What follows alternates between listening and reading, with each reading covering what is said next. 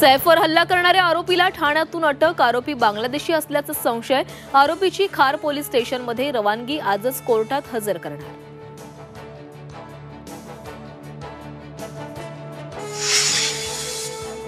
दोन समाजात तेढ होत असेल तर ते टाळण्याचा प्रयत्न करा। मित्रपक्षाकडील खात्याचा कारभार वेगवान करण्याचा प्रयत्न करा। समन्वय बैठकीत संघ पदाधिकाऱ्यांच्या भाजप मंत्र्यांना सूचना।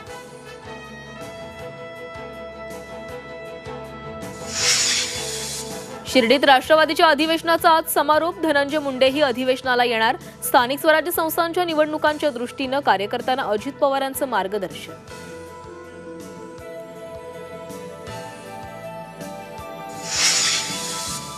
दहावी बारावी परीक्षेच्या हॉल तिकिटावरून जातीच्या प्रवर्गाचा उल्लेख हटवणार। दिलगिरी व्यक्त करत राज्य शिक्षण मंडळाकडून निर्णय रद्द। संभाजीनगरमध्ये आज मोर्चाचं आयोजन। संतोष देशमुख हत्येच्या निषेधार्थ नागरिक उतरणार रस्त्यावर।